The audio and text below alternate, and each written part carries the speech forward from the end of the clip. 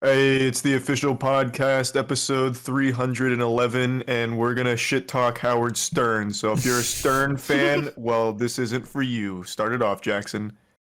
Does Howard have any fans left? They're No. probably like in their 60s by now, maybe. Brady Yeah. still listens. I've told you guys before, he listens to like his audiobooks, his biographies and shit. I don't know how he has an audience left. Howard Stern, as you might know, was like very, very big. Still is. I mean, the man. How much was his deal with SiriusXM? Like $400 million or some shit to keep his shit show going. And since Wait, then, how much did you say? like $400 million or something. He got paid What the fuck way is more than Sirius even Joe Rogan. XM? What is that? Satellite It's radio. it is one of the biggest radio stations. And to be Oh, fair, so back in the it's day, Manscaped.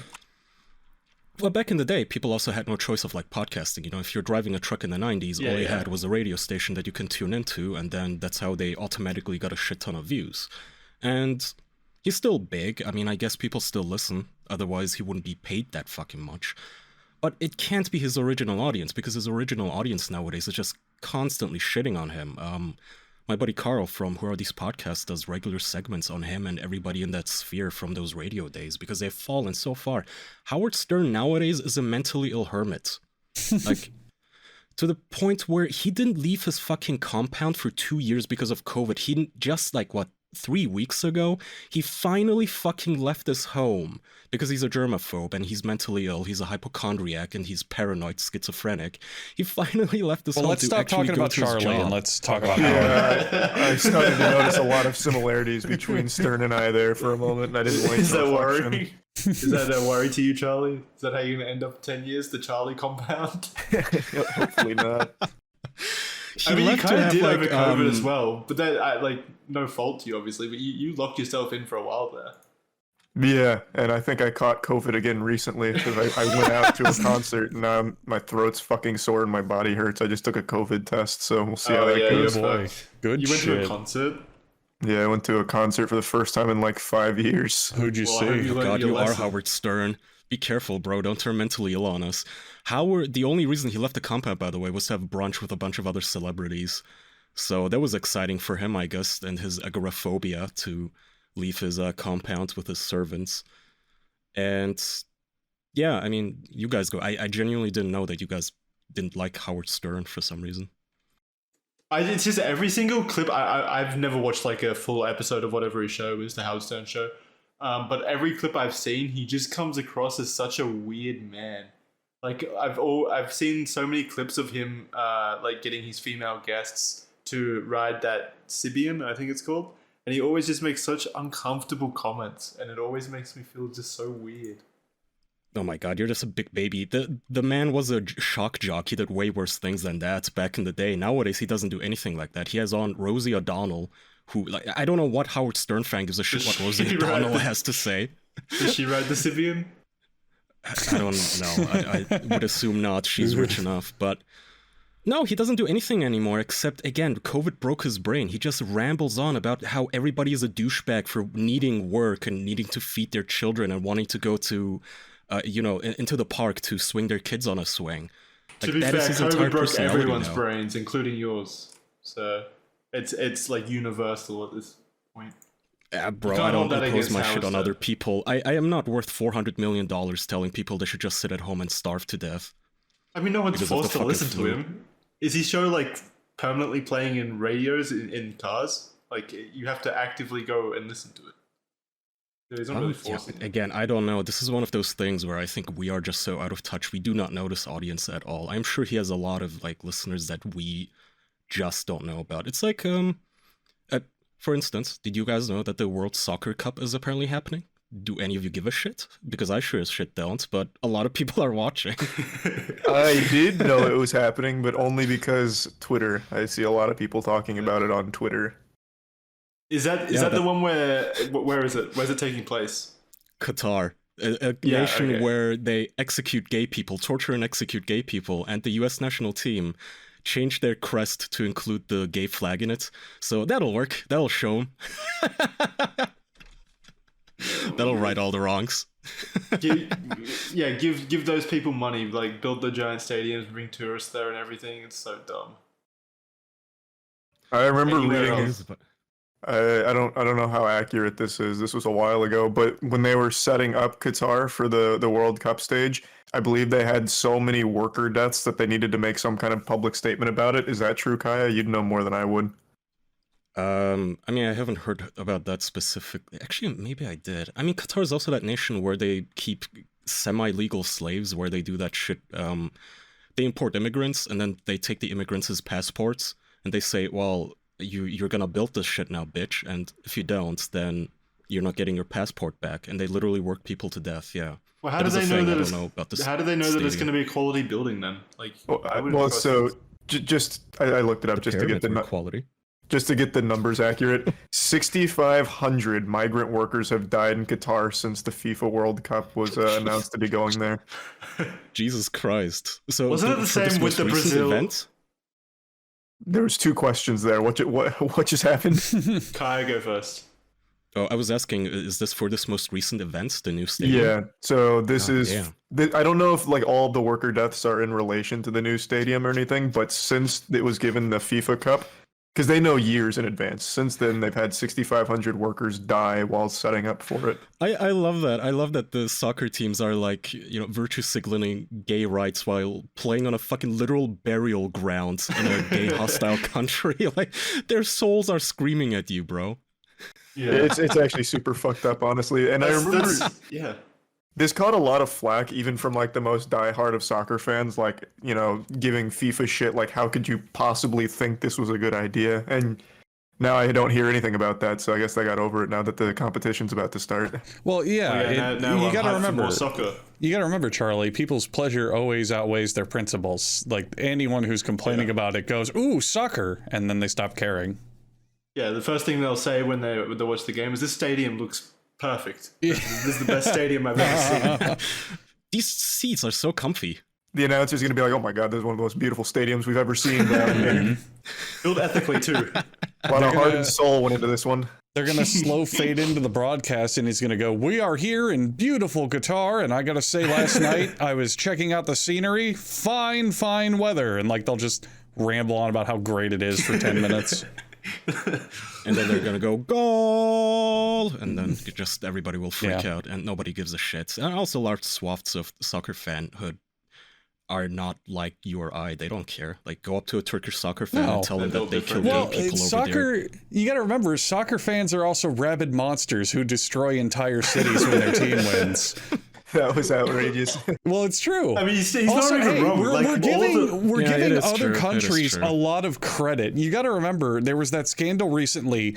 I don't remember which countries were playing, and people are going to get mad if I name any, so I won't name any, but it was like, I'm going to use two as an example. Let's say it was Brazil versus Uruguay, right?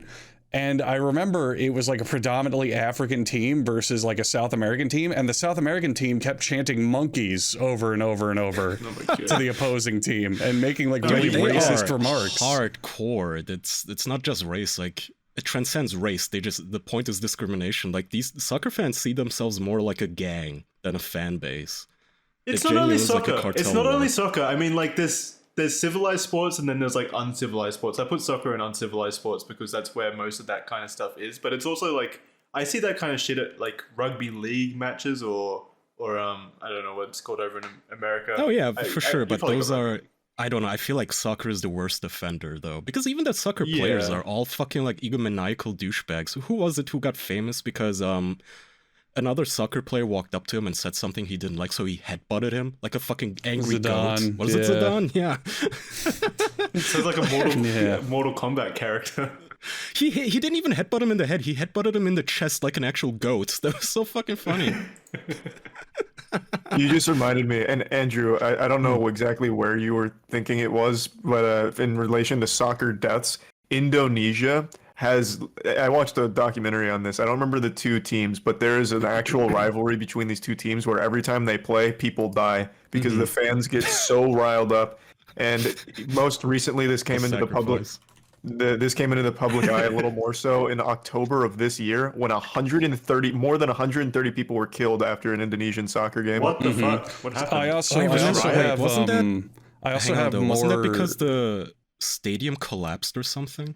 I think I remember saying that. Yeah. the stadium, I don't know if the stadium collapse was the whole thing, but there was a lot that happened there. So there was like tear gas that was being deployed in order to like break up the rioting.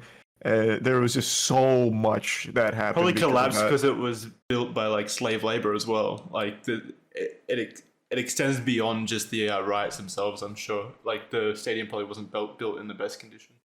So I have more evidence backing up what I was talking about earlier. I found a game of a team from Rome versus Lazio's soccer team, which is another Italy-based soccer team.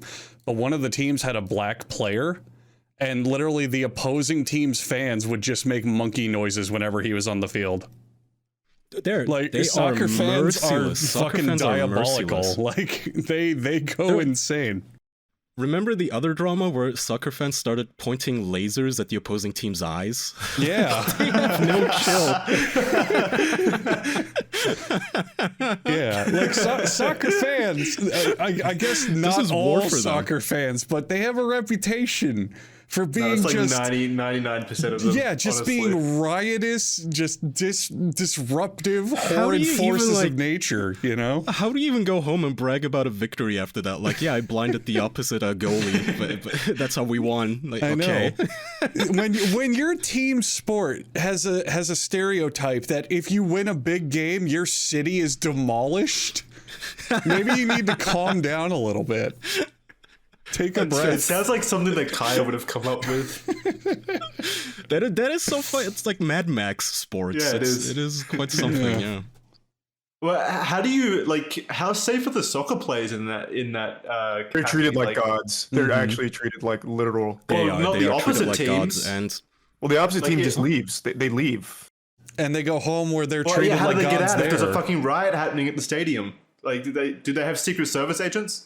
What? Yeah, they have different exits and entrances, Jackson. Yeah, what? But so, what did they have to plan for that at all? Like, it's every giant sport, Jackson. We're gonna do a heli. Jackson, you remember? But if they're riding on the field and stuff, Jackson, then they're gonna fucking close in on the team. Australia is so isolated. You don't have giant sporting affairs, but in like American football and European soccer, fans get fucking crazy. What do you mean? Do you think they just like limit their riding to the stands? Of course they're gonna ride on the field. Yeah, but Jackson, and that's why they have teams to protect the teams. They have whole security detail. Yeah.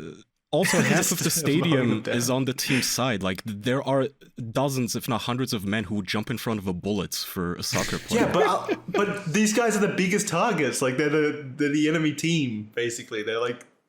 I feel like they'd be an enormous target. It really feels like the soccer fans against the opposing team don't care to beat them up. It's the other fans that they beat the shit out of. Maybe, but yeah. Maybe. You also have to keep in mind, Jackson, these people aren't like athletic like the soccer players. They're just goobers like you and me. So they're not going to like be able to fight a soccer player. They're just going to fight other goobers in the stands. I think it's if you get like 1,000 goobers together, I think they could take on a soccer player. Jackson, it's so foreign to you because you don't have this concept in Australia. In America, we have football, where people lose their fucking minds and go ape shit and will literally like blood-curdling scream if their team doesn't win a game. And in Europe, they have soccer, where it's like country versus country, and they have so much pride in it, and they go fucking insane and burn down cities. It's the whole world for soccer. What does Australia have? The entire world, yeah. What do you mean? What sport do you guys have that makes you guys like flip cars and punch children? Rugby league. I just said that crickety poo or something. Yeah, cricket's pretty civilized. Like, people are pretty fine with cricket, but rugby league is like massive, like enormous in Australia. So if you guys lose a big rugby game, don't you see people that are like, oh, what the fuck, oh my god, I can't believe it, fuck. I don't think it's ever come to like a riot or anything like what I'm hearing about these. They're not real fans then. Yeah, if you're not rioting, you don't really care. Yeah, true. Yeah, you call yourself a man. You guys don't have riots in America either, though. Well, you've got riots, but you don't have riots over sports. We do sometimes. Oh, do you? Sometimes, really? But against soccer, by far wins the trophy of most violent sport. And our riots are usually over like football or hockey, not soccer. Not hockey, usually just football. Yeah, football. NFL. Yeah. Football here is football there. Like American football to us is like the soccer. It's the big sport. It's the one everyone gives a shit about. Yeah, I know. I have never heard of any like riots happening over that. Yeah, we've had some. I think of one riot happening. Philly. I think it was Philly. It might have been Philly. Could be, yeah. Philly fans get wild. Oh yeah, actually, I do know about that, like stigma or whatever about Philadelphia fans. I mean, you got to remember, it's a large crowd crammed together, all in support of one thing, and a lot of them are drinking. Like, of course, chaotic shit's gonna happen when they're invested in something. Hold up, you cannot blame alcohol. Like in nations that, again, football or soccer rather is also popular in places like Turkey where no one drinks, and they wig the fuck out like absolute cavemen. I'm not blaming it, but it definitely can't help. Why do you guys think that these kinds of riots don't happen at like tennis matches? I'd love to see that. Well, tennis is usually like a rich person's sport. I've gone to tennis practice in my youth, and it's the snootiest people go there. Yeah. Like people who would never ever throw so much as a slap. We should start that tradition. We should go to Wimbledon or a big tennis game and just be like, defense! Defense! Andrew, this ties back to an idea I've wanted to do for a long time that I really think we should. No, so in Tampa, we have a baseball team called the Rays. Mm-hmm. They are the second lowest attended in all of sports. Like, their attendance at their games is the second lowest in all of sports. Pathetic. Who's number one? Do you know? Fuck, I actually just looked this up. I don't recall. I'll look it up again real quick. But I thought it'd be really fun if we get like season ticket passes to get right behind home plate and do little skits behind there for TV, like be super fans. I do remember you said this, yeah. I was talking with Matt about this pretty recently. I think it'd be so fun. Like, we go there dressed in clown outfits and I hit you with a pie behind home plate as we're on TV and shit. Like, we bring a chessboard and play chess against each other. I love you that. wouldn't do that. You would not do that. I absolutely would. That shit would be so hype. We'd be the only Rays fans. Like, legitimately the only Rays fans. The only problem, though, is you can only do it once, because once word gets out that you're doing it, people are going to start showing up to the games. Yeah, you're probably right. And the lowest is Oakland, by the way. I bet you would feel like such a jerk if the team came up to you and said, guys, this is kind of mean. What? They don't have fans right now. They'd be like, holy shit, guys. Thank God. They just appreciate you showing up. Kaya, have you seen the Fairly Odd Parents episode with the ball hogs and that basketball team? And then, okay, it's a nice parallel there. There's a fucking Fairly Odd Parents episode where Timmy buys a failing basketball team and they eventually get a fan. Like, the stands are empty, but they get a fan and he's going, woo, go ball hogs, yeah. And the players are like, what the hell is that? What's that annoying yaying sound? And Timmy has to explain what a fan is, and that's what the Tampa Bay Rays would be saying. Because no one goes to these games. I guess if you're not making fun of them directly, then maybe. They're a good team, actually. How are they making fun of them? How would they be making fun of them? They're just throwing pies at each other and shit. Yeah, we're just goofing. I don't know. Have you seen that footage? Have you seen that footage of the guys who go to a hockey game dressed in the green bodysuits and they throw waffles at the enemy team? It's kind of, I love those guys. I forgot what team they were supporting, but they would follow one of their teams, their hockey team, and they would wear full green morph suits, and they would stand by the opposing team penalty box and like play with Eggo waffles and like just do weird dances next to them to be annoying. It's like, it's fun. It's part of the sport. I just think it's super fun. Like, the reason the Rays work really well is because we could actually get behind home plate and do that shit. You can't do that for like any other team. If it goes viral, they'd probably like give you those seats for free for like lifetime. Well, with Charlie, it's going to go viral like by default. I mean, you just want to be a mascot. Well, Jackson, you're underestimating Charlie's audience. The man makes a video and gets 1 million views by default. Like, I know. That's why I'm saying it won't. Well, it won't work in the way that he thinks. It'll probably work in the sense that they'll catch on and then ask him to keep doing it, and then it doesn't become fun. Well, I wouldn't do it like as a job. I just think it'd be fun if we go to like a couple of home games and put on little goofy shows in the stands. I think you should do it like in disguise, like as Sasha, like, you know how Sasha Baron that's a good does? Idea. Okay, don't release this episode. I even said dress up as clowns. I hopefully people wouldn't immediately recognize me as clowns. Well, don't release this episode now. Wait until we do this and then release the episode. I've said this on the podcast. If you did before, that it's a great idea. If you did that to a soccer team, they'd kill you. I think the fans. We were talking about this years ago, actually, Charlie, when we went to that the hockey game. Yeah. I've had this idea for so long, but we've just never done it. I think it's so fun. Yeah, I guess it's all right with the baseball team because they're not. I don't know if there's like rights with that, but you wouldn't be able to do that at a soccer game, I assume, because you get beaten the fuck up. No, I would. No. I don't have a death wish. They would turn you into a shish kebab, bro. They would be like, take our team seriously, and then they would kill you. Mm-hmm. You're disrespecting a religion by that point if you do it for soccer. It is a religion. Fucking soccer. It absolutely is. It is, and it's so annoying too whenever people go like, oh, we won. Like, who's we? You're a fat dude drinking beer at a bar watching the TV. Well, that's a funny That's thing that why they applies. That's a funny idea that applies to every national sport. Something that I always find funny is, let's take football again. You're watching, let's say, the Dallas Cowboys, and you're like, oh, the Cowboys won. Those Texas Dallas Cowboys, go Dallas. And it's like, you realize pretty much not a single player is from Dallas, right? They're from all over the U.S. playing under that team name, but they're not from Dallas. They have nothing to do with Texas. I mean, especially on soccer teams, it's like whatever team can get their hands on the best players on the planet, they just take them and slap their flag on it. Exactly, and that's why I don't think teams should be based on location. They should be based on cool stuff.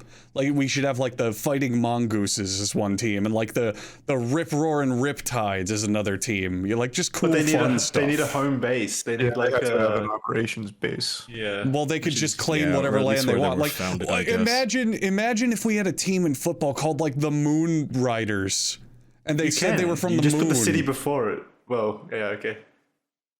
No. They're from the moon, so they roleplay. They're like, we have come from the moon to see if Earth has what it takes to play ball. That'd be awesome.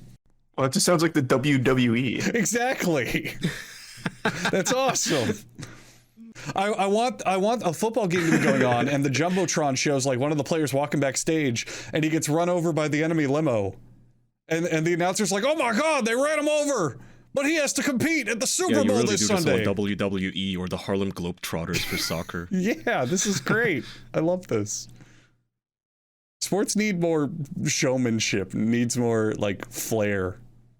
Theater, yeah. I'm always on the side of that shit. I find that to be so fun. Fuck yeah. You know what else I find fun? Sports is unwatchable to me. I find working out fun. Getting my body hard. Flexing my muscles. I like getting hard. I agree. I like getting strong and hard and lifting big, heavy things. And looking at something and saying, I can take that. And when I comfortably take it, I of course mean taking it to the limit. Using my strong body and muscles. I of course mean FitBod. When I use FitBod to take things to the limit, such as flexing my butt cheeks so I can fit bigger penises in my ass, I use their algorithm to help me keep up and change and update my fitness plan as I go. Fitness plan, you might have just reacted. Well, that's what FitBod is going to get you. It is an app that's going to help you customize your workout routine that will adapt to whatever equipment you have and what exercises you're already doing. So you'll reach the next level without having to waste your time or your money or anything life-changing. Just pick it out, pick what you want to do, and go, or have FitBod suggest what you should do based on such as what body part you should hit next, or what exercise you're feeling, or what equipment you have available. FitBod is super convenient. It helps you stay on track with your fitness program. A full year of FitBod is going to cost less than a single session with a personal trainer. Join FitBod today and build a routine that grows with you without slimming down your wallet. Get 25% off of your subscription and try the app for free at the link in the description, or go to fitbod.me/official. That's fitbod.me/official. So now you're strong, you're large, you're big, you're jacked, you're huge, you're ripped, you're pulsating. But are you sleeping well? Because if you're not, those muscles are going to do nothing. Oh, I'm sorry, ma'am. I saw that your child was trapped in that burning building, but I was just far too tired to use my giant muscles to pry it open and pull it out. You're going to be that person. That sounds terrible. That sounds embarrassing. You want to be huge and well rested so you can utilize your body to do great things, which is why you're going to want a Helix mattress. But you're going to say to yourself, which one? I don't know. I sleep on a thing and I wake up good. How do I know? Well, stop thinking, stop wondering, stop worrying. Calm down. Helix has a quiz that takes just 2 minutes to complete and matches your body type and sleep preference to the perfect mattress for you. Everyone is unique, and Helix knows it, so they've got all sorts of different styles of mattresses, but I can tell you one thing, every mattress comes in comfy. I have a Helix mattress.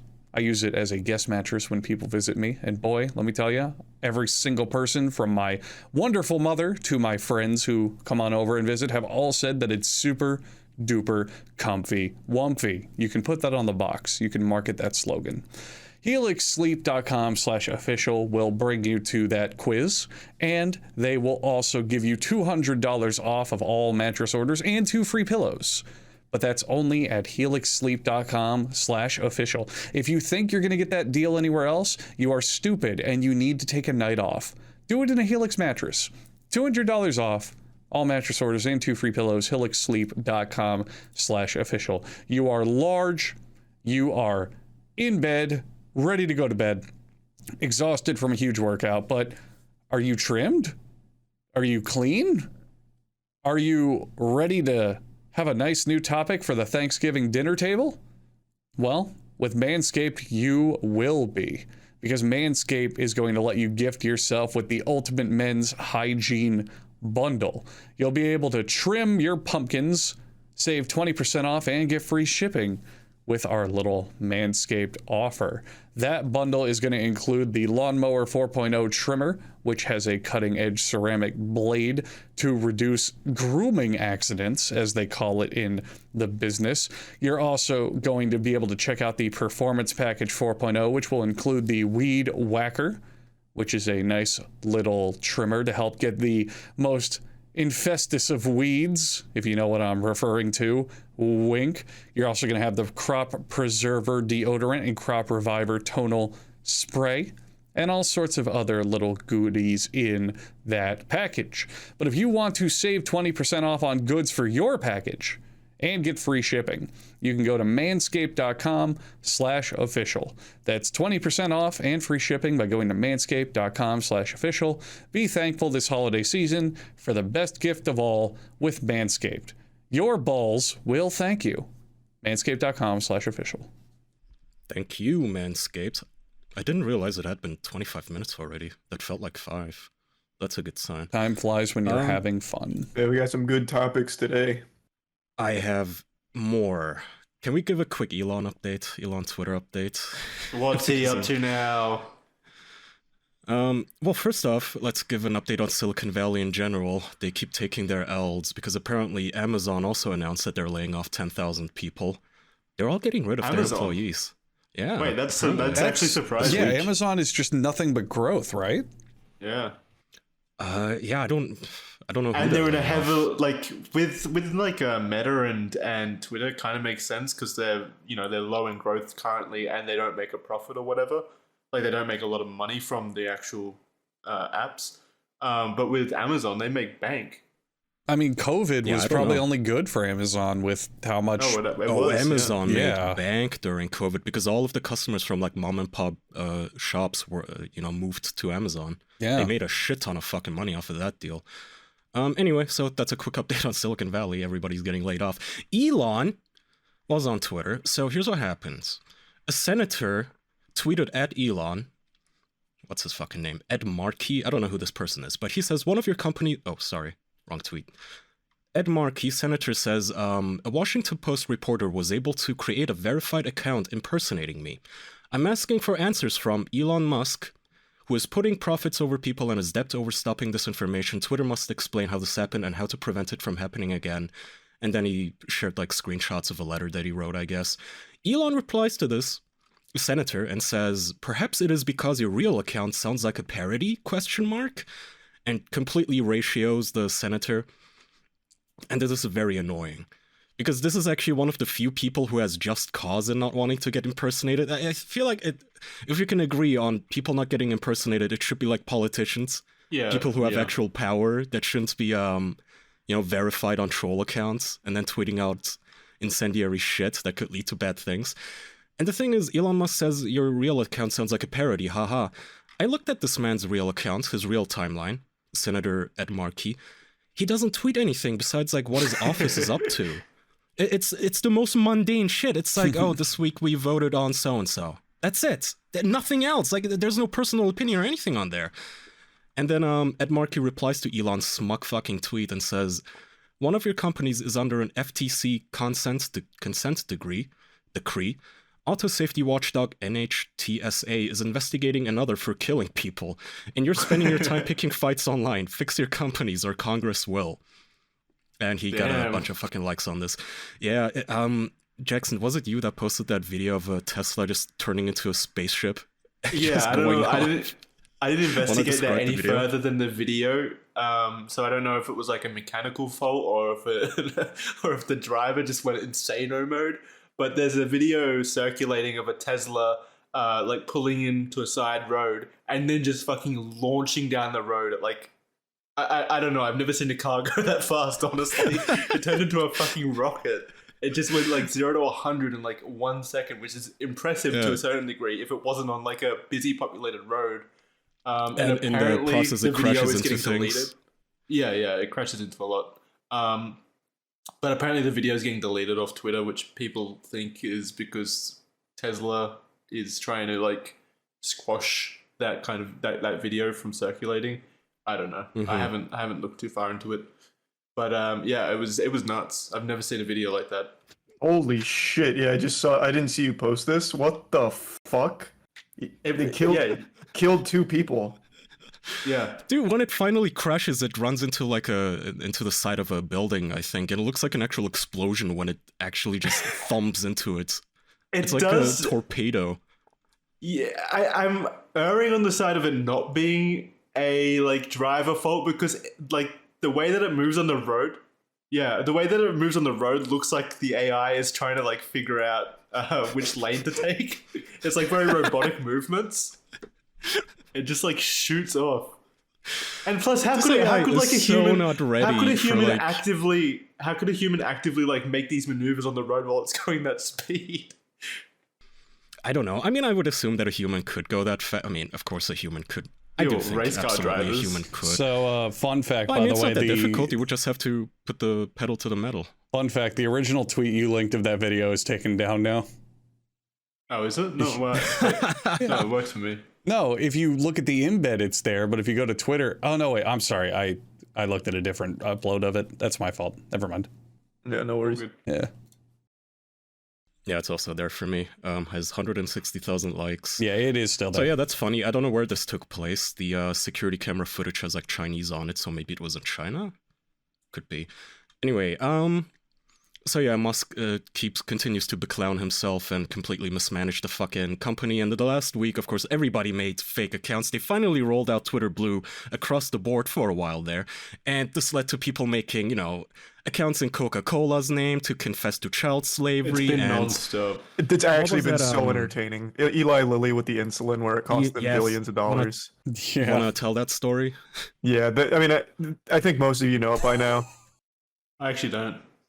Okay, some random person made a verified account, changed their name to Eli Lilly, which is the pharmaceuticals company, and they made a post saying insulin will now be free, and their stock dropped 3%, which is billions of dollars. I'll say this. I'll say this right now. Good. Yeah. Good. Only good.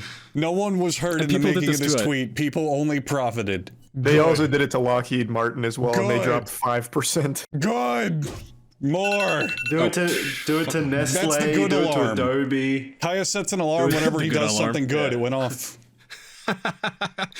And anyway, all of this led to Elon. So you guys remember his power to the people arc. Everybody's getting verified. Blue check for all. Fuck the elites. And after this past week, Elon had to come out and admit, yeah, okay, all right, Twitter will have to verify. I think my favorite one related to that was someone impersonated O.J. Simpson, and his only tweet was, yeah, actually, I killed that bitch. Oh, the impersonation tweets are actually fucking amazing. There was a trend of impersonating like politicians and shit, and all they kept saying on all the accounts was, anyone else rubbing their Johnson right now? There's lotion on my dick. Oh yeah, that was Biden. You know, they did it for Biden, they did it for Obama, they did it for Sanders, they did it for everyone. It was fucking amazing. That's awesome. So yeah, Elon finally like realizes, oh, this shit that everyone told me would happen happened.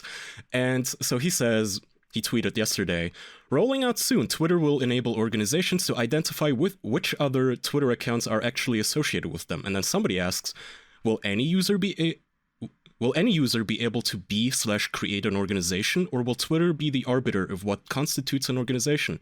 And Elon admits, ultimately, I think there is no choice but for Twitter to be the final arbiter. What the fuck was the point of all this then? So it's the old system. It's the same old shit. You just took it, you broke it, and then you were like, okay, we have to put it back the way it was. Duh. Absolute fucking idiot. Oh my god.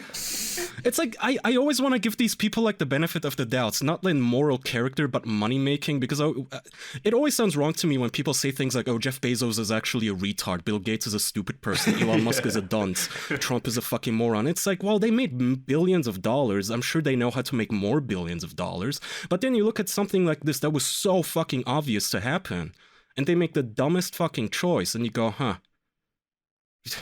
Maybe they are dumb sometimes. Maybe he did it to build up hype for Twitter and have people talking about it. I don't know. I couldn't tell you, but did you guys see the numbers? There's a lot of reports on how many Twitter Blue subscribers there are. I'm very curious on what you guys think that number is. Can we go around the room and take guesses? Are you talking about new or total? The total. So total Twitter Blue subscribers. Now, I have actually seen a lot of people verified with that. Like when you click on the verified badge, it says whether or not it's from Twitter Blue or from. Now wait, like verification system. Really? Is that including the old subscription model as well? Couldn't you sign up for a Twitter Blue thing before this?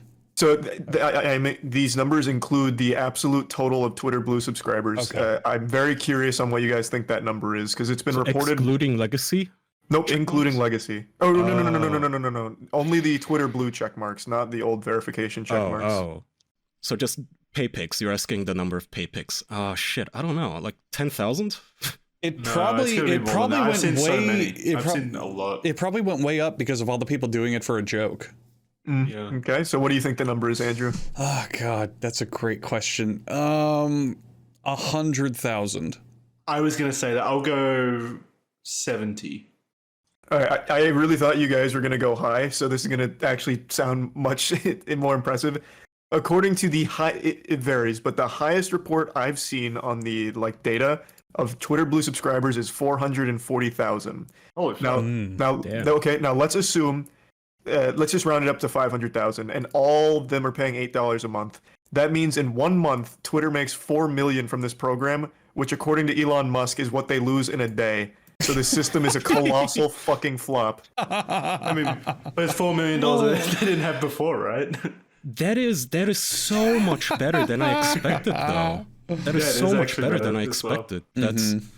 I mean, how many active actual users do they even have that aren't fucking bots or just worthless joke accounts? It's not even going that far. You have to remember that the vast majority of a user base will always do the minimal for it. Like YouTube Red is another great example. Or what is it, YouTube Premium now? How many people watch YouTube and ever pay for anything on it?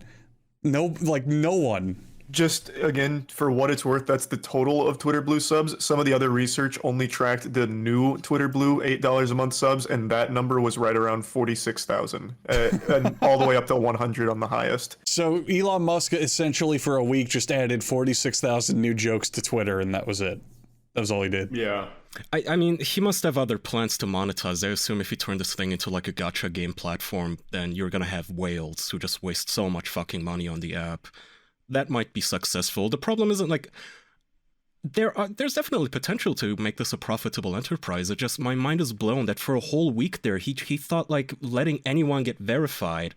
Like the blue check is associated in everyone's minds for the past like 5 years now with being official. That's the whole point of it. You can't overnight switch its meaning to I'm a pay pig and then not expect funny business in it. I don't know. I'm curious if this thing is maybe too big to make profit. How do you reasonably profit on this? You can't do enough ads. That's not going to cover it. And you can't make it a subscription model because then the user base won't use it. How does Twitter make money? What do I mean, they do? You can sell ads. You can sell. How does every other platform? He wants to allegedly they make it don't an make everything money. That's the platform, thing. including. Yeah, he wants it to He be wants content to- creation as well. Wait, Twitter did He make wants- money. Twitter did make money. It made $44 billion. So Yeah. I mean, So how does That's another Twitter thing, by the make way, money it's then? like- to buy it. where everybody's That's how you saying, make money. "Oh, Elon is running this thing into the ground and whatever." Dude, like the owners of Twitter couldn't throw it at him fast enough. They ran away from Twitter and left a dust cloud like a cartoon character. Yeah. bro. They Like, probably this had thing such was a already fucking going under. smile on their face when he And offered it's- 44 Absolutely. billion. It's probably because it's a giant money hole. How do you make money with that much data that you have to host? Can you imagine the smile on the executives' faces when one of their lawyers said, actually, that joke price that he proposed to us, the $54.20 because $4.20, haha, actually, he has to pay that now. He's locked in. Yeah. They must have celebrated. I bet they brought out the fucking party streamers and strippers. That must have been fucking awesome to hear. Like, oh shit, I can get rid of this? I didn't know this until recently. So he had to take out a $13 billion loan just to put that up. So that means Wait, not only is he down 44 bill, but now he has to repay that loan over time, which is going to be huge. So anyway, he has future plans. He obviously doesn't think that Twitter in its current state can make him money, but he wants to make it what he calls an everything app. He apparently last week applied for a banking license. He wants to make it a payment platform. He wants to make it a content creation platform like Patreon and OnlyFans, which both make money. So fair enough, if he can pull that shit off, why not? Well, the But difference. anyway, the behavior is It'll become a clowny. porn site. The difference Guaranteed. between that with Patreon and basically. OnlyFans is you have the fans paying. They're giving money every month to whoever they look up on OnlyFans yeah, and the Patreon. point- But on Twitter, users don't want to pay. It's a free platform. You don't If know that. Twitter, Well, if Well, Twitter yeah, but tomorrow was like, guys, we're making Twitter $5 a month. You get like all these incredible features. We've like removed the video length no, limit. that's We've not added the all point. this. I think you're missing the point. He's not going to make you pay for Twitter per se. It's just going to be whatever, insert the fill in the blank OnlyFans girl can now instead have her paywalled content on Twitter. And you can subscribe to her feed. They already kind of have that with super follows, and legitimately nobody uses that. Yeah. Absolutely nobody. It isn't advertised at all, though. Yeah, I know they do. Right. But what the fuck does a super follow even do? But also It's like remember, and also Kaya, remember, they might add that to the platform, but I still believe the vast majority of users are not going to use it, even if they do. I mean, think of how many other platforms offer similar features. Like, how many movies are available on YouTube that you can rent? And I'll bet you the vast majority of people don't. They just go, oh, I'll watch it on Netflix. Oh, I have it on Amazon I Prime. don't know. It could happen. It could not. It's not like there aren't simps on Twitter that wouldn't pay a girl for porn. But is it going to be other enough to Patreon make Twitter content. profitable? I don't think so. I don't anything, know. Yeah, it's anything to get it moving in the right direction. Yeah, True. plus anything at this 50,000 point is people paid scripted. for a blue badge. Come on, like there's a big audience here that's willing to pay for shit. But you still, yeah. but you 50 still. 50,000 is way more But the than I difference. Here's the difference. You still have to compensate for the free user base. If you go on Patreon, free users don't really get much of anything. They have to pony up some money. Whereas on Twitter, 99.999% of the user base doesn't pay money to Twitter for anything. So even if you currently, say, yeah. oh, we'll make 5% of these users donate to an OnlyFans type thing, or pay in money, you still have to run the cost of the rest of the website. That's true, but at the same time, it's like, I only have like 2 Patreon subscriptions and both of them are to podcasts. If they did that on Twitter instead, I don't care where I pay. Sure, I'll pay on that's Twitter and that's instead. true too. But what was the data? It came out like 5 years ago where they said that Facebook could remove all advertising if people paid $7 a month for it. And then they could just run the site sufficiently. So the question you have to ask is, let's use that number as an example. Could Twitter reasonably make enough money to cover $7 per user, give or take? I don't think they could, even if they did If all this Twitter stuff we're became a talking about. Waldorf garden and charged you guys like, let's say $2 a month to use, would you use it? $2 is fine, yeah. I mean, considering Paying for Twitter to me is the most shameful thing you can pay for. I don't think it I is, would. but I I'm don't use talking it that from much anymore. like Charlie, you have like millions of followers. That would be worth $2 a month to keep and not lose that entire audience. Because So this is an interesting point that I wanted to bring up. So I'm glad we steered it here a little bit. I read some research not too long ago, and I don't know how accurate it is, but it's been reported, so I'll at least state it. I believe the number was 7%. So if you promote something on Twitter, it returns 7%. So you will get, like, let's say I'm promoting my stream, right? I'm dropping my stream, going live. 7% of the people that see that might interact with it. And you can see that shit in real time. Like, if I drop a stream, I'll get maybe like 100 extra viewers, maybe. So like, Twitter isn't a good place for marketing in general, honestly. It is like one of the lowest. Facebook, I think, converted 34%, for example. Yeah, Facebook has a ton of engagement. Yeah. Yeah. Twitter, like, there's nothing there for you unless you're just there to shitpost or talk to people, like DMs or something. That's the only. I feel like Facebook is the Facebook is the like abnormality there, because 7% seems high to me for engagement. No, that is extremely low. That's 7% of. Sorry, go ahead. I was just gonna say that's 7. Let's say that tweet gets 100,000 likes or 100,000 impressions. 7% of those people might do something with it and interact with it. Oh, so you're saying it only shows your tweets to 7% of your audience? No. Of the audience that sees it, only 7% might interact with it. Like, they'll click on the link or they'll do whatever the call to action may have been. Well, how is that a might though? I'm confused. Like. Here, let me just pull up the article. I would imagine that also depends on your specific audience, though, because you see these big news outlets, usually they will tweet a story and they get like 2 likes, even though they have 5 million followers. And similarly, just a shit poster sometimes will post a joke and they get like 100,000 likes.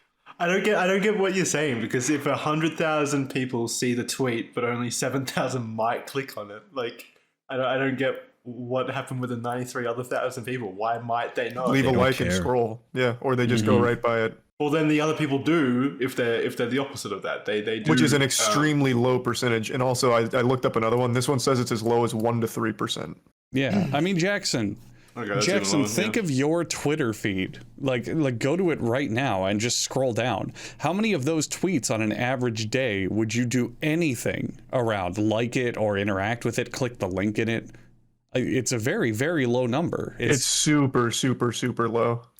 Well, also, Twitter doesn't show you the other problems that it by default doesn't show things in chronological order. If a podcaster that I like tweets out a link to their live show, I will see that like 7 hours later, whenever the algorithm decides to put it in my timeline. That's so annoying. I was just going to bring up Kanye, because I remember one time he dropped a link to, what was it? I don't know if it was shoes or something, but he dropped a link to something, and literally no one, and this is like the height of Kanye before the spiral, literally no one interacted with that shit. Like, it's just alarming. It's across the board. Like, I don't even think it matters about your audience. It's just Twitter as a platform is bad for like marketing or, converting from a call to action. I'd like to see the advertising data from Twitter. It's because they don't want to leave Twitter. When people go on Twitter... when you're on Twitter, you're just on Twitter to stay there. Yeah. You just want to be on Twitter. True. If you go on Twitter and I scroll past fucking Kanye and he's like, hey, I dropped a new line of shoes, go check it out. It's like, no, I think I'll keep scrolling Twitter. That's why I'm here. But what makes Facebook different in that sense that it's 35%? People don't go on Facebook to then go to other places, I assume. Yeah, I don't really know. I don't know why Facebook is as high as it was. Maybe it's like an audience thing. Maybe it's because older people click on things a lot. Maybe. Yeah, maybe. Anyway, to wrap it up, the Elon segment, of course, people bend over backwards to out-cringe Elon and somehow be even dumber than he is, which is quite a feat. Apparently, Elon is ending the free lunch thing at Twitter HQ. Yeah. So, some guy tweeted out, Mr. Musk plans to begin making employees pay for lunch, which had been free at the company cafeteria. To which Andrew Wortman, I don't know if this is a journalist or what, replied and saying, he fired 3/4 of the employees, now he's planning to starve the rest of them. He's failure incarnate. He's going to starve us. These poor software devs. Poor software devs making somewhere between $100,000 and $200,000 a year are now going to starve. And unbeknownst to you guys, I of course got my hands on insider footage of this event when it was announced. This is audio from Twitter HQ. I can get in legal trouble for just airing this, but here it is. You took my only food! Now I'm gonna starve! Yeah. Dire situation at Twitter HQ. That does sound dire. I will say a point that was made that I think is a good point is Elon is highly recommending all employees go into the office, and now took away one of like the main motivators. Like, that is a benefit of going to the office. I think that's a fair point. Like, oh, I'll go to the office, and then I'll just get lunch at some point. It's been free this whole time. Oh, now it's not? Maybe I'll just stay home. So somebody fact checks him on this, on how much money they're spending, and then he replies, false. Twitter spends $13 million a year on food service for San Francisco HQ. Badger records show peak occupancy was 25%, average occupancy below 10%. There are more people preparing breakfast than eating breakfast. They don't even bother serving dinner because there is no one in the building. How do you spend $14 million on lunches over a year when only 10% of the people are eating that? Well, the labor, I mean, somebody has to make the food and serve it and such, but yeah. But I what mean, are they fair enough, making? They're not making anything. They're just standing around, it sounds like. Well, I guess that's what he means. Like, why are we even employing all these cooks and shit when no one's at the office? Either come to the office or don't eat. I'm starting to really doubt these things that he says with these numbers. Did you guys see what he said about the Android app being slow? Yeah, I did see that. App is doing 1,000 poorly batched RPCs just to render a home timeline. Well, apparently the company that Twitter was using for that, which he recently laid off, I think they're called like Infrared or some shit, I don't remember. But they came out and they're like, this is actually completely wrong. It's not even close. He clearly has no idea what he's talking about because he tried to engage in a conversation explaining it and apparently got all of it wrong. I didn't see the company, but I saw the head Android developer himself, who's still somehow employed at Twitter, say, that's not true. But he did admit that the Android app is slow. I mean, Twitter's UI is such hot garbage. My god, it's such a sluggish piece of shit. And whoever's responsible for like the UI updating while you're looking at a funny tweet and it disappearing oh my god, from it's under so your fucking cursor, annoying. I want to fucking Every punch time I see a tweet that I actually responsible. want to like engage with, it disappears, and I'm like, what the fuck happened? It's like, how does it know when I actually want to engage with something? And then I know, it's like, erases it? are you scanning the front camera to see if my eyes are focused and you're trolling me? How the fuck? Anyway, that was a It's Twitter so update. Probably more clownery and honking to come out this week. It's pretty entertaining, but it'll probably get old eventually. It is. This season of Twitter is very funny, I have to say. I mean, because I have no stake in it, I don't give a shit. I mean, even if the platform goes belly up, okay. At least it was fun. I'm glad I am so glad he's doing this shit. It is so entertaining, man. Oh my god, Twitter's not been this fun ever. I'm glad he clowned himself. He like trolled himself into buying the fucking platform at meme prices, a meme price. So fucking good. Isn't Elon nice? He paid $44 billion to make us all happy. I know, that is very sweet of him. He also made me like $200 because I apparently had some Twitter stock lying around that I didn't even know that I still had. So when he closed the deal, I got that. Okay, next topic. I definitely want to talk about this one. Have you guys read Mick Gordon's reply to the now over 2-year-old Doom Eternal OST drama? I started reading it. I haven't finished it yet. I'm about halfway through. It's such a long read. It is very long. All right, so for those of you who may have forgotten, 2.5 years ago, roughly, Doom Eternal comes out. And it's a decent game, gets a lot of accolades. The OST, however, gets universally panned. The OST gets panned universally. Everybody's like, what the fuck is this? This is a complete turd. This is embarrassing. Right? How? Oh, it was, yeah. This is Mick Gordon even links like multiple articles criticizing. No, they like the in-game music, but the in-game music, the score is different from the official OST CD release that they actually put in a coherent order with tracks and shit. That was terrible because, you know, it was over-compressed. It just didn't make any sense. It looked like something an amateur would cobble together from older tracks. And so Marty, what was his fucking name? Marty Stratton. Yeah, the id Software CEO? Something like that. He's very high up at id Software. He goes on Reddit, again, over 2.5 years ago, and he blames Mick Gordon for all of it. He says Mick Gordon was unprofessional, he didn't deliver any of the fucking work that we asked of him, he just put us in a difficult spot. I had to ask our in-house audio engineer Chad Mossholder to make the OST with files that Mick had already sent us, and going forward we're not going to be working with Mick anymore. And that was the last we ever heard of this drama. Mick never responded publicly. The most he did at that point was he liked a tweet that defended him, Mick did, and that was it. Other than that, complete silence for 2.5 years. Last week, and I really wish I could have talked about this last week, but he released an article like a couple of minutes before we were meant to record, me and Jackson, something. So I didn't get the chance to read it. He releases basically a manifesto, a reply to the Reddit thread, defending himself. It is over 14,000 words. This thing is so fucking long, it has its own table of contents, and I have to say, I appreciate it. It is so refreshing to finally read a piece of drama that isn't just like a schizophrenic tweet longer, where there's like 5 paragraphs and 2 commas that people just shit out. Like Mick Gordon's English is immaculate, and I have to say it was a pleasure. The difference was this was professional drama. Yeah, this was very professionally replied here on Mick's part. So he releases this article on Medium, and I think this should be required reading for anyone who's interested in AAA game development, and especially the crunch aspect of it, because you get an insider glimpse of what it actually looks like when a project is mishandled and the workers don't know what the fuck to do. So Mick brought receipts. Again, you can never say if, you can trust anyone's words 100%, but Mick really brought fucking receipts down to like audio file metadata in the audio files. So he alleges everything from, I didn't get a contract. Marty Stratton never gave me a fucking contract. When he did give me the contract, it was like 9 months late, and I had like a week to work on the OST. He says that when id Software announced the collector's edition of the game, they announced the OST with Mick Gordon's name attached to it. They were like, buy the collector's edition and get the OST by Mick Gordon. He says that he wasn't even aware of that.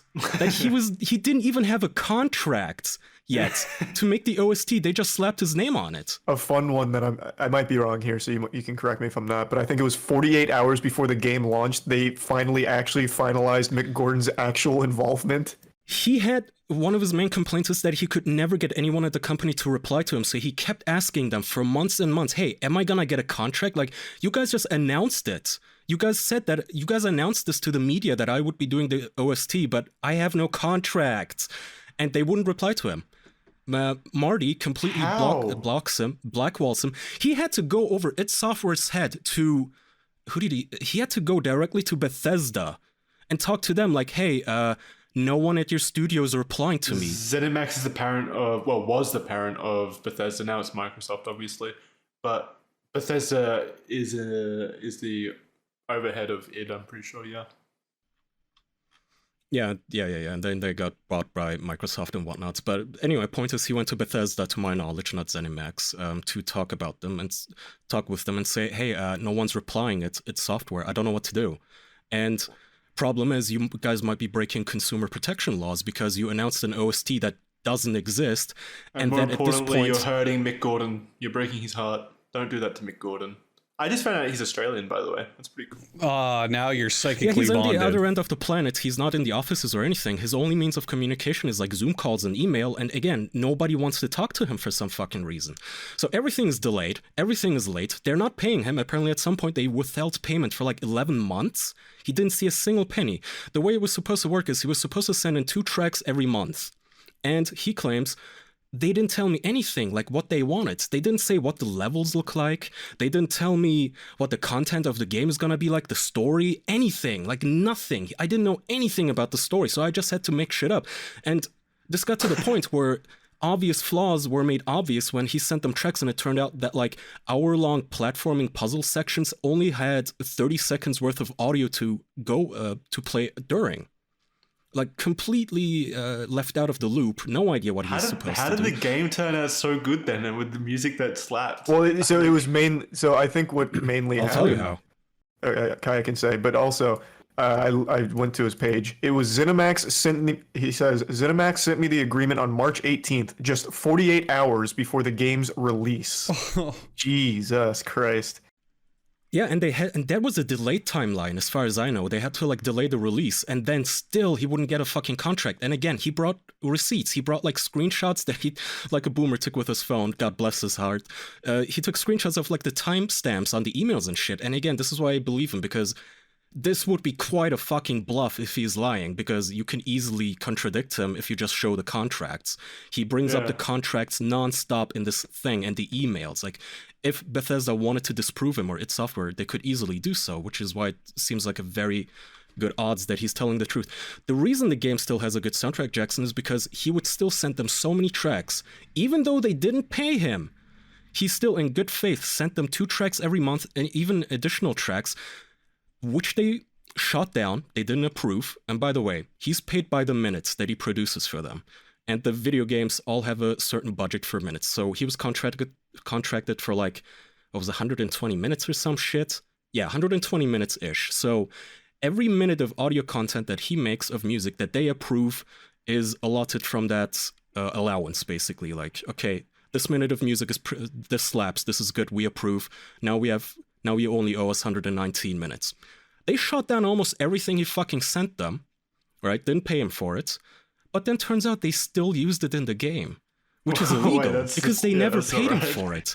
He brought the receipts. He counted it down to the minute. He said they used twice as much audio as I sent them.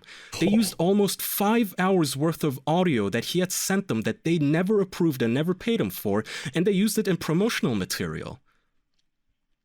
What the fuck? For which he is owed money for this. Let's see what else. And you all thought Doom Eternal was a good game. I mean, it is. That's what's so shocking about this. It is. It is a Mick very Gordon good game. This is just very distressing to hear. He's a master of audio. Go on YouTube. He has a speech at some developer conference. I think it's called The Sound of Doom or The Music of Doom. It is a great speech on how he made the first soundtrack. It's awesome. Anyway, like Charlie said, 48 hours before the fucking OST release, he finally gets his contract. And meanwhile, they're having this back and forth with Marty, where Marty is just constantly blaming Mick. Like, you're just being lazy, you're not doing enough, you're being late, oh, fuck you, this and that. Just completely petty bullshit. And then he says, okay, at this point, it's gonna be Mick says, at this point, it's gonna be way too late to make like a full, OST release. Let's just make something simple, like 12 tracks, because you guys didn't give me any time. And Marty replies and says, you know what, we'll have our in-house audio engineer cobble together some tracks and he can share them with you. So he does. Chad Mossholder, their in-house engineer, shows Mick the tracks that he had made. And now on Reddit, Marty had claimed that he only asked Chad to do this because Mick was late. He made it sound like a desperate last-second move, like, we had to release the CD, so literally last minute we had to ask Chad to throw together an album, and that's why it sounds so shit, because all of the audio stems that Mick sent us were shit. This guy really fucking, like, caught a loaded potato. Chad gets a massive drive-by shooting by Mick, dude, in this document. A loaded potato. I don't know what that meant. A loaded gun? What's the fucking phrase? No, I think you got it right. I think it's called a loaded potato. Loaded potato? You mean hot potato? Hot potato, maybe?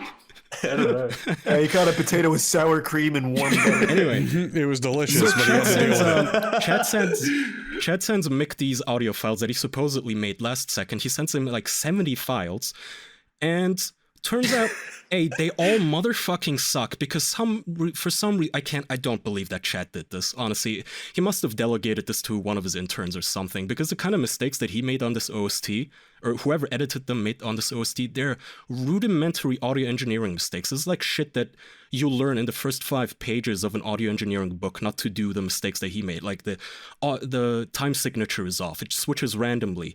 It's over compressed. It's completely bricked. All of this dumb shit.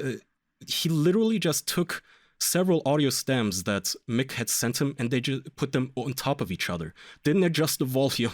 As Mick says, he didn't even put in like fades, like a fade in and fade out between sections that he copy and pasted. It was the shoddiest shit. It's something that your like 60-year-old granny neighbor would do if you showed her how to use a computer.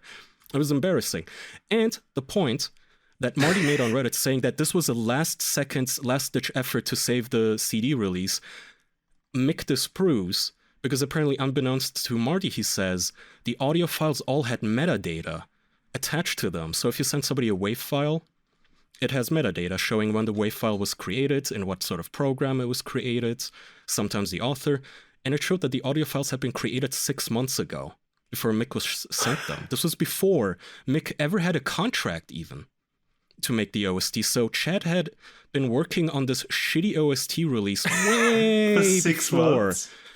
For 6 fucking months, allegedly, way before there was anyone even talked to Mick about doing the OST. So it was not a case of Mick being told to make it and then not showing up with it, and then Chet last minute going, fine, I guess I'll have to do it, and rolling up his sleeves. No, he'd been working on this for like half a fucking year, on this complete trash pile of an OST. So it's released, and prior to release of the CD, Mick is not allowed to hear it. Apparently he asked to hear it. And pointed out all of these problems. Sounds like they just hate Mick. They just they're trying to sabotage his career. It's the pettiest fucking shit. Let's get to the pettiest part. The in-game score, not the fucking OST CD, but the in-game score wins awards. Marty collects the award on Mick's behalf and says he's so proud and Mick deserves it. And according to Mick, he has never seen this award. Ever. He says that, where was this paragraph? That award's for Marty. Marty worked his ass off for that one. He says, I've only seen them once, behind glass, from a distance. Nobody has ever offered to send me copies. This is like, it's so petty, and I don't know what the fuck he did to Marty. Yeah, I don't know what the fuck happened. Like, did he fuck his daughter? Like, what did he do to deserve this level of pettiness and just brickwalling and no answers and whatnot? Anyway, what I don't get is why the Reddit thread was made originally. Then, if they knew that Mick Gordon had all these, like, he had everything that he needed to disprove it all. Well, here's why. I'll get to that. So the OST is, by the way, throughout this entire document also, Mick talks about how he's crunching, right? Because 2 tracks a month is difficult. And it's also ridiculous because problems happen. Things come up. The tracks get shot down and you have to start from scratch. Like, this is not enough time. He apparently raised all of these issues with the studio, saying, look, the timeline you made, it looks good on a spreadsheet, but in real life, this is going to fall apart. Like, none of this is going to work the way you want it to work. There's going to be delays. Anyway, they tell him to fuck off and that he's wrong and stupid and lazy. Everything is delayed. The CD comes out. It is panned across the board by all media outlets. Everybody trying to explain, like, why the fuck it sucks. And to the point where, like, literal YouTubers who just did data mining on the game made better mixes from the data files that they were able to extract from the game. You can find, like, better mixes than the original CD release on YouTube of the Doom soundtrack now, Eternal soundtrack. Anyway, this gets released, and Mick is devastated, okay? He took a look. Remember, he wasn't allowed to hear the final product, what the CD was going to sound like. They hid it from him. It's released, and he notices all the problems with it. He's devastated because his name is attached to it. And also they gave fucking Chad Mossholder co-credits for writing the songs, which is such a prick thing to do. They credit him as co-writer on songs that, even on songs that were entirely made by Mick, including mixed by Mick. Chad got random credit for it. Did this Chad guy actually write any of the songs? No. He literally just cobbled together shitty mixes from stems that Mick sent to. So the way it works is Mick sends them tracks and little segments of music that then gets played using the engine dynamically depending on play behavior. Are Marty and Chad like fucking or something? Did Marty like set Chad up for the promotion, like the career progression here or something? Like, why? I have no idea. And again, I cannot believe that somebody who is the in-house audio engineer at a company like its software would be that incompetent. It really sounds like this would happen if Chad delegated this work to a $5 Fiverr person. Well, maybe Marty did it all. maybe Chat doesn't even exist. Who the fuck knows? Well, what you don't know is the company's going to fire back soon with their own even longer document showing Mick fabricated this whole thing using Photoshop. That's why I'm trepidatious, because it's like, just think of just in the last 2 weeks how many times it's turned out that people's accusations were wrong. Think of the Bayonetta lady who turned out to misrepresent the payment, and then there was a guy accusing Rooster Teeth of abusing him, and then turns out that he was just dropping N-bombs left and right. And now this, it's kind of difficult to say fuck you, Marty Strutton, you should die, but it's like, yeah, maybe this isn't the whole story, but it looks pretty, like we should wait to hear what it says, obviously, before passing judgment. Yeah, we should. Like, everyone believed Marty Stratton when he posted that Reddit thread 2 years ago. Yeah. No evidence. Like I said, if Mick is bluffing, I am quite impressed with the balls on this guy, because all of this shit is so... He's really, like, calling them out, like, disprove me, bitch, I dare you. And if I was lying, my post will look more like Marty's than it would look like Mick's, because Mick, again, brought the receipts and shit. Anyway, the CD comes out. Now Marty's angry, because the CD is getting shit on. The media's angry, and he's still worried about, like, consumer protection laws. So he gets on a Zoom call with Mick and says, okay, here's what we're going to do. We're going to make a joint statement. You're going to take the fall for this. And until then, I want you to not make any public statements at all. I don't want you speaking publicly about this whatsoever.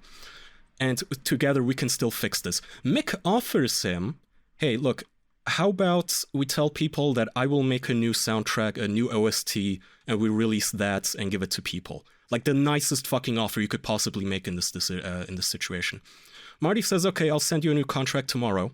Hey, hang on. Hours later, he goes and makes the Reddit post. 6 hours later, he makes the Reddit post. What the fuck? Blaming Mick for all of it after telling him to keep his mouth shut. Well, and apparently Mick should have expected it as soon as a new contract was brought up. That should have been a warning sign. And apparently, so this is why Mick has been silent for 2.5 years. This all happened, and back in, May of 2020, I think. He had to keep his mouth shut, because since then, Marty's lawyers have been threatening Mick and telling him, look, we'll fuck you up if you ever speak of this, or if you denigrate my company or make this look like it was our fault. And in that legal trouble, seemingly because Mick, again, had all of the receipts and was correct about all of it, they eventually tried to settle with Mick and pay him a 6-figure sum to keep Mick silent and keep him shut the fuck up. And Mick claims that he did not accept, and finally he's coming out with his side of the story. And that's the update. That is insane. That is insane. Like I told, it is a very long read. Break it up into chunks if you have to at home, but you should read this. It is really a fascinating look into just mishandling of game development. It's also an interesting look into the creative process of Mick, because he shows a lot of his notes as well throughout it, which I thought was pretty cool. Yeah, it is very, very cool, his process, him talking about, how hard he was crunching, sleeping under his desk, not going to family dinners because he had to work on this fucking thing. All that to say, I know for certain that around the time this happened, I'm sure we talked shit about him, and I know that last week even I name-dropped him because I didn't know about this yet, as an example of people who don't do their work. I would like to... Did you really? Yeah, I remember like we mentioned him on last week's episode or the week before, and then this news dropped. We have a habit of doing that somehow, like predicting the future in a way that makes us look bad. And so I would like to personally apologize to Mick Gordon. I take it all back. I was wrong. I was wrong on that. I don't. Fuck you, Mick, you lazy sack of shit. Yeah, get back to work. Yeah, get back to work. Doom OST. Don't remember if I said anything, Mick, but if I did, I'm sorry as well. I had no idea. Mick, I just want to say, if you can hear this, I just want to say, Mick, if you can hear this, you don't have time to slack off, stop listening to podcasts, get back to work.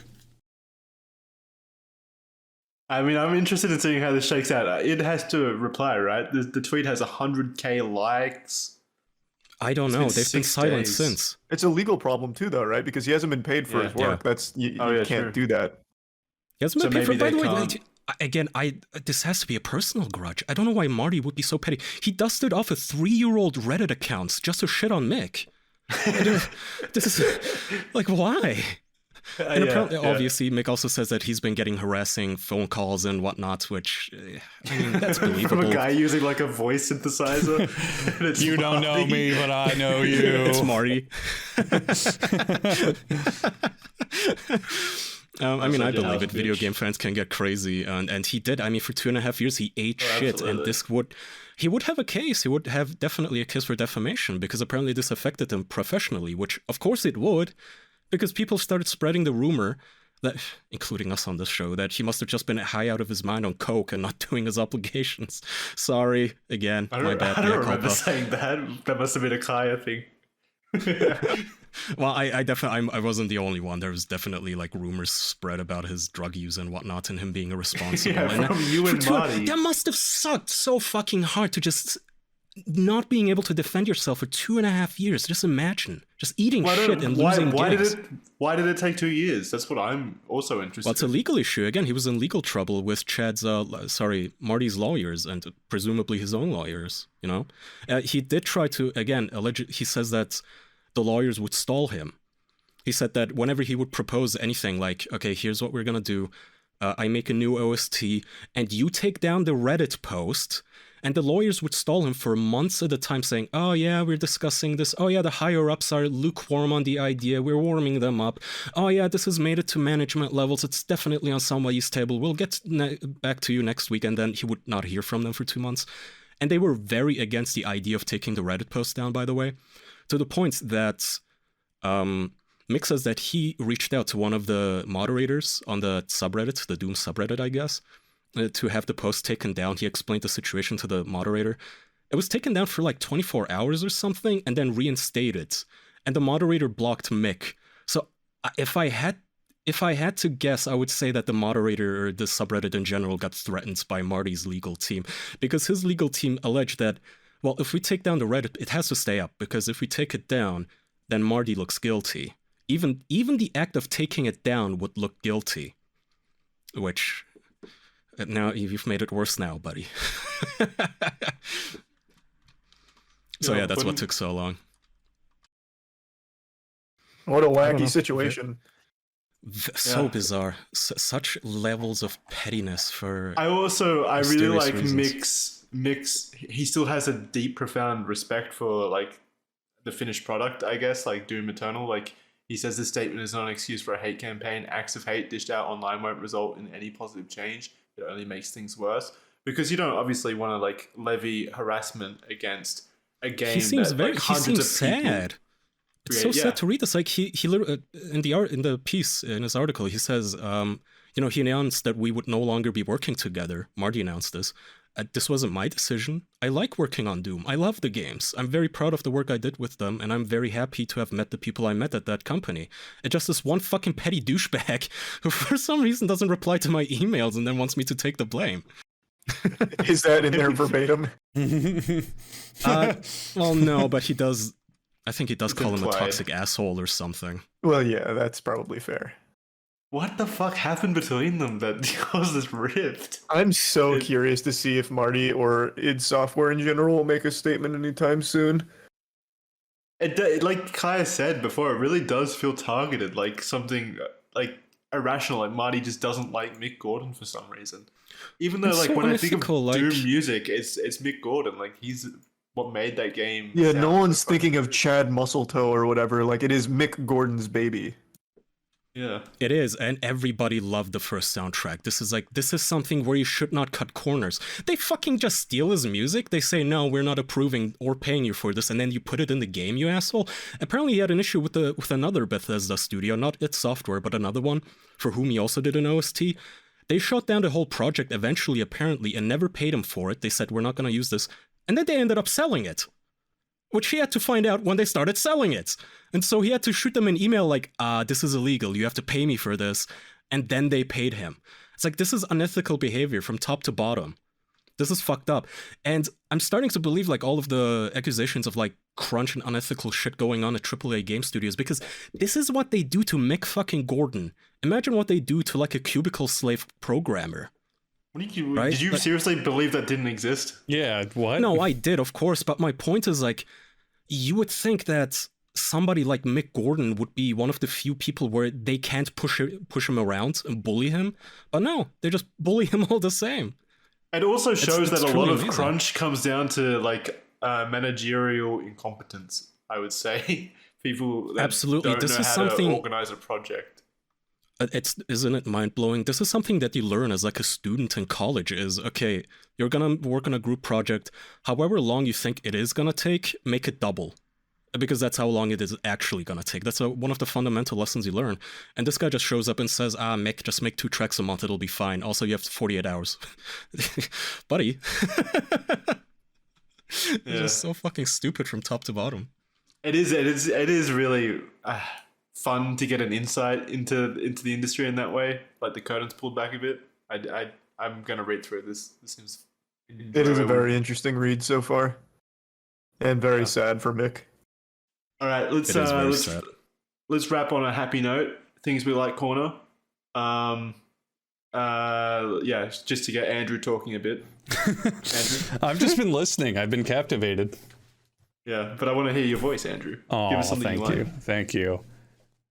Jackson's fresh butthole. Okay. When I pound it. Immediately regret. No, wait, well, why am I starting? You're the one who starts. It's yeah, Jack but I just Order. wanted to hear your voice. I said that. Well, God of War Ragnarok, obviously. Such a good game. Did you guys see the Yeah. Sorry, I was gonna tie into that, Kai. The only thing I don't like is that the fucking characters won't shut up about solving the puzzles for me. As soon as I'm in a puzzle section, they just won't shut up. They just keep telling me. I watched a little bit of this. Backseat gaming, it's so bad. It's so annoying. I watched Why a little put bit of a puzzles in the random game? YouTuber Why put stream puzzles it. in the game if you're just gonna make the character solve it for me? I don't get that. I don't get it. You guys at Why? home, if you haven't played this game or watched it, if you stop touching your controller for like 2 seconds, that fucking owl or whatever the fuck it is will immediately chime in going, you have to pull this lever here so as to lower the bridge. This lever right here. It's like, I wouldn't care. Like the game has like an incredible set of accessibility options. Why is that not just in there? Just let me turn it on if I need a hint or something. Don't just because keep they think you're giving- idiots. Because it turns out that Sony assumes that all of their players are Dark Side Phil. Have you guys seen this? The presentation. There is a. No, Did you see this, Charlie? You didn't see? I posted the link today, Jackson. I didn't. No. I Hang on, opened I'm it in gonna a put tab, this- but I haven't looked at it yet because we I'm started gonna the put show. this in the chat right here. So Sony literally, this is a tweet. Sony is literally designing their games with Darkside Phil as the intended audience, and it is a developer talking about game design at the Game Developers Conference, and they have clips of Darkside Phil playing the game, and the developer explains the situation like, you see, so the gamer, they blur his face, but it is Darkside Phil. It's his voice in his face. Darkside Phil. It is Darkside Phil, and he's playing one of the prior God of Wars, I guess. And so the developer like places clips and then goes, so you see, the player has now concluded that he got the item and he must open a door. It's so very clearly Darkside Phil. Yeah, I know. It's just like a slight blur over him. Taken out the webcam. They could have just like cropped that out. Oh, Little Easter egg. fuck, that's so funny. But like what? I think like the general audience is like Darkside Phil, which is why I don't have a problem with this kind of stuff being in Yeah, like but the why him? accessibility option. Why? Somebody knew. There has to be like a troll must have done this. Yeah. Oh my Somebody god, knew. it's like if someone made a video on Charlie and was like, we obscured their face so they couldn't be identified, and you could still see his hair and his white t-shirt in his background. It's so funny. It's just funny to me that Sony is basing their game design on Darkseid's Phil lowest common denominator IQ. You've made it, Darkseid. You're my officially the God. bottom of the barrel. You are the accessibility target. That's too fucking funny. Holy shit. Oh That is so man. fucking awesome. The game's Oh, incredible. God. Now, this is real, by the wrap- way, in case anybody at home thinks we fell for an edit. Just go on YouTube and type in the level design of God of War. It's an actual speech. How did they even get his Let's Play over any other? I think if you type in like God of War Let's Play, his would not That's why be. I think it's a joke. That's why I think it's like intended. Andrew, you watch Darkside Phil. When he plays a game, he will get stuck on tutorial puzzles. Like he Yes, will he struggle will. on the tutorial puzzles. Yeah. So if a game's looking to make it like as accessible as possible to every gamer, I actually think he's a great baseline to use. Darkside Phil is pretty fucking amazing. Let's use Bayonetta for an example. He'll play Bayonetta, and there'll be an introductory cutscene where a character will be like, you must open these 7 gates and go through to these realms by doing this. And the whole time he'll go, whoa, look at her boobs. Oh, she's really banging. Whoa, she's so hot. And he'll scream over that. And then when the gameplay starts, he'll go, what do I do? They didn't explain what I'm supposed to do. I don't get it. The game never even told me that. Ha ha ha ha ha. Never even told me. Streamers do that all the time. I've seen Charlie do that. Oh God, that is so. Anyway, that was fun. A literal so game funny. developer. I can't get over how funny that is. The censorship's the funny part to me. So clearly didn't even try to It's so censor fucking it. funny, I know it. Oh, and using him as the fucking plateau for all gamers. And explaining, like, with the graphs, okay, this is how stupid we're going to make it for men like this, and it's dark side film. Oh man, That is awesome. I totally Just agree. make it an Though. option. Make it toggleable. Make it a thing you can switch on and off for those Because I kind of don't get gameplay designs. why you put a puzzle in there at all. Like, if the goal of a puzzle is to stump the player, which is like what a puzzle is, right? Why solve it immediately for them? I don't get it. Okay, sorry to derail your thing I like. No, that was so goddamn funny. So you like Andrew, Ragnarok? Andrew, are you recording the entire call? Yeah. Why? Oh, thank God. Charlie just said that his power's out or something. Should we just wrap then? We can do. His PC just crashed. Yeah, all right. The things we like corner ended on my note. I like yeah, when all fuck of us you. are here. I want to hear something from Andrew. Oh. Yeah. Let's see. I'm trying to think of something that really is good. Okay. I won't get too into detail because I'm making a video on it. But lately I've been playing Shadow of War. And did I bring this up last time? I think that was your last thing I like as well. Yeah, I don't want to go too much into it. Fuck. I don't want to say Modern Warfare 2 because it is what I've been playing with a bunch of people lately. But it's just such a boring answer because I don't have a lot to like say on it. It's just fun. That's all you need. It's just to bring a bit of positivity to the end of the show. Yeah. To leave people smiling. Yeah. I don't know. I haven't been doing much interesting. I've just been like the other thing I've been getting really into is fucking fan remixes of songs online.